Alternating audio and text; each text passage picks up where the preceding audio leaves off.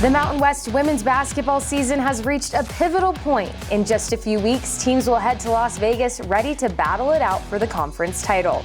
And as the season rolls on, the conversation around postseason honors is heating up. At the 2025 Credit Union One Mountain West Basketball Championships, the league will announce its Players and Coach of the Year honors. Hi everyone, welcome back inside the Mountain West Network studio. I'm Karlie Drew, and today we are excited to welcome back collegiate women's basketball analyst Kelly Burke, as she's going to be breaking down her midseason picks for the league's top awards. Kelly, it's great to have you back on. Oh, it's great to be with you, Karlie. I love getting to talk Mountain West women's basketball with you, and it's crazy. We're at the midway point of the season now.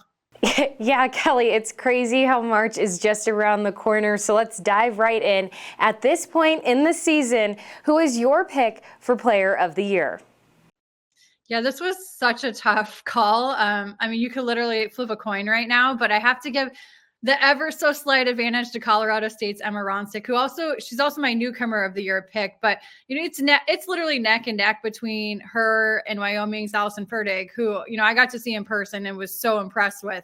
But Emma's versatility just jumps off the page. She literally has been the difference maker in this Colorado State lineup and team this year. And when you think about all the newcomers and all the freshmen that the Rams have this year, to bring in somebody like an Emma Ronsick, the caliber of player she is, she stuffs the stat sheet. She's averaging about 18.5 points per game, close to 6 rebounds per game, and right at 3 assists per game. Then you throw in the fact she can shoot the 3 ball. She can literally play any position on the floor. There was times this year where Colorado State was using her a little bit at the point guard position. So she just brings, also leading the Mountain West in minutes played. So what she's been able to do, the way she's been able to raise Colorado State, that team overall with so many new faces on it, just really jumps out to me. And that's why I give her the ever so slight razor thin advantage. But I can't say enough too about Allison Ferdig. I mean, she's shooting 60% from the field. She's second in the Mountain West in scoring at 20 points per game.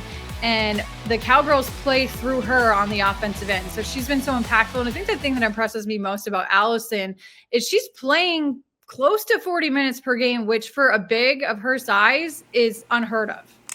Yeah, Kelly, well, Emma and Allison have both shown up in big ways for their program, so I can't argue with you on that one. And looking back to the preseason, Emma Ronsick was named the preseason co-player and newcomer of the year. So naturally, it makes sense, given the way she's shown up, that she would be your midseason pick.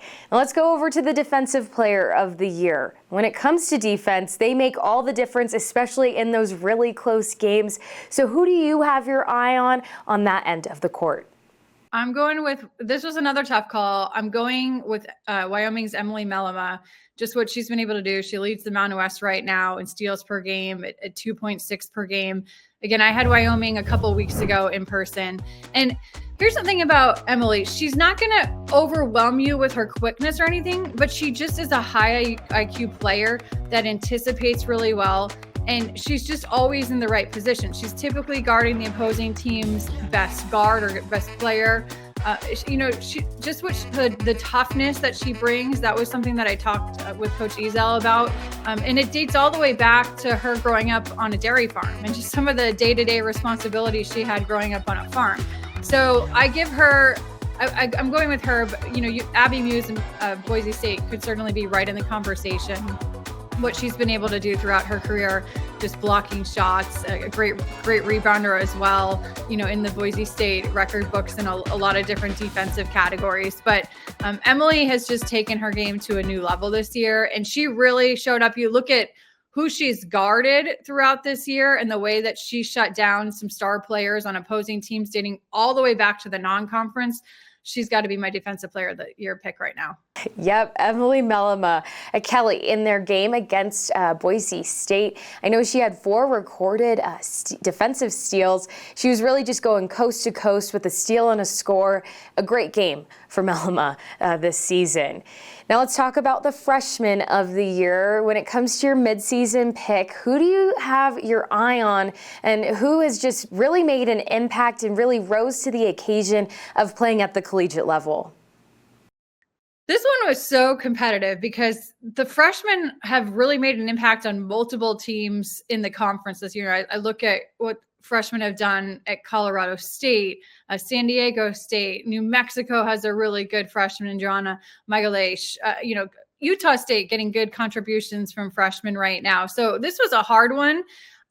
It was between, for me, a pair of teammates on the Aztec squad, but I'm giving a slight edge to Nat Martinez. And I look to some of that I correlate with, you look at what San Diego State has done in the last couple of games, upsetting UNLV, handing the Lady Rebels their first loss at conference play, then going into New Mexico and beating the Lobos at the pit, not an easy place to play.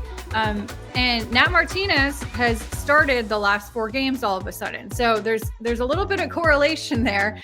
Just the way that, she was a pretty prolific scorer in high school. And the way that she's been able to translate that to the college level, her shooting efficiency is crazy.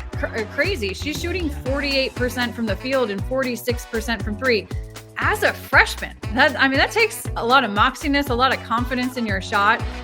She's not playing huge minutes, but she's coming in and now starting, and she's really making an impact on the lineup whenever she is in the game.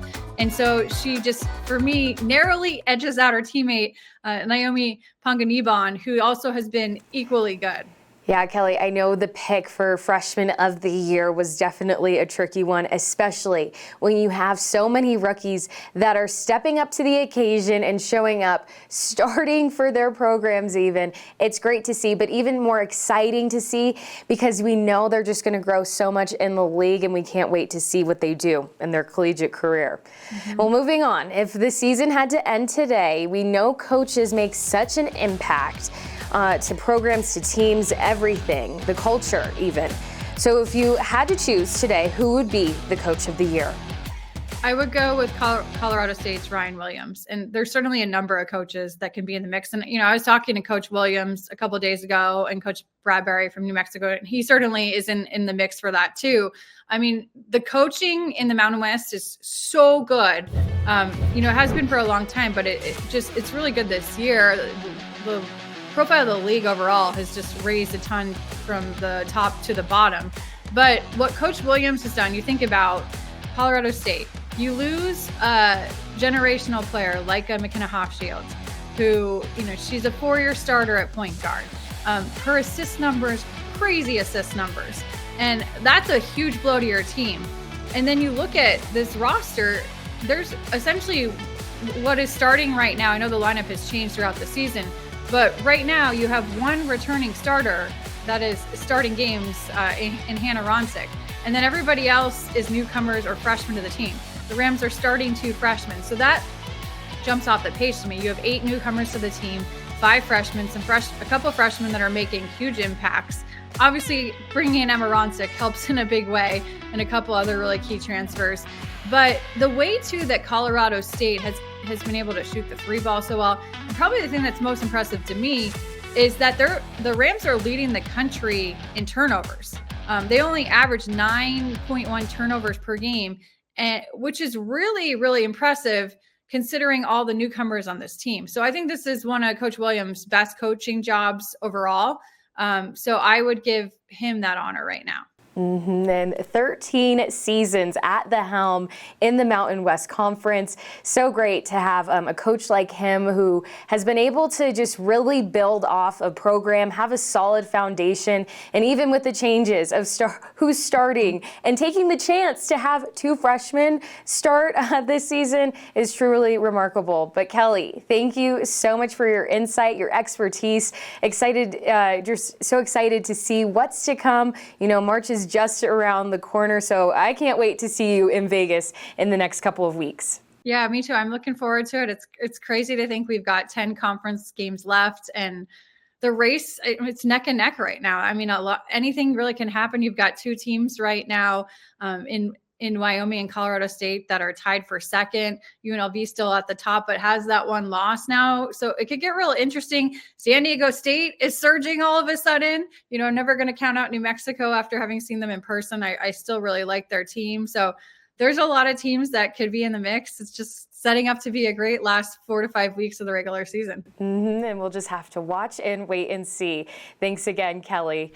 Everyone, that was Kelly Burke, collegiate women's basketball analyst. You can follow her at Kelly Burke Sports on both X and Instagram. The 2025 Credit Union One Mountain West Basketball Championships run March 9th through the 15th. You can get your tickets at themw.com/2025. From the Mountain West Network studio, I'm Karlie Drew.